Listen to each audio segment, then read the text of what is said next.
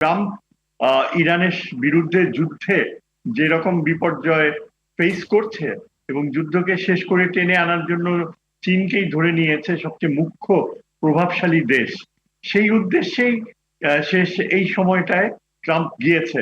আগে কিন্তু এই সময় যাওয়ার কোনো ঠিক ছিল না। একটা প্রস্তুতি ছিল যে এই মাসে হয়তো বা পরের মাসে রেয়ার আর্থ বা নতুন যে খনিজ পদার্থগুলো আবিষ্কার হচ্ছে ভবিষ্যৎ ধর্মী প্রযুক্তির জন্য, সেটা নিয়ে আমেরিকা চীনের সাথে ট্রাম্প একটা সমন্বয় করবে এবং আচ্ছা। একটা এক ধরনের এগ্রিমেন্টে যাবে। সেটা নিয়ে আমরা কোনো কিছু শুনি নাই এতদিন।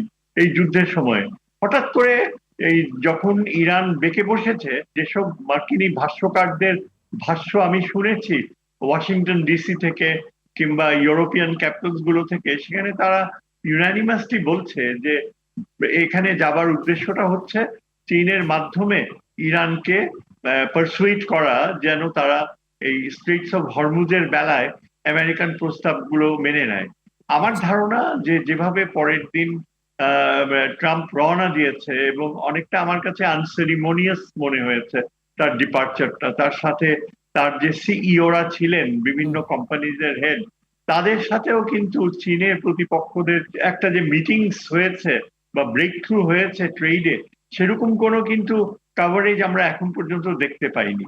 এই ভিজিটটা মূলত ছিল আমেরিকার প্রেসিডেন্ট ট্রাম্পের দ্বারা চীনকে একটা সমতার ভিত্তিতে স্বীকৃতি দেওয়া, এভাবেই চীন এটাকে দেখছে।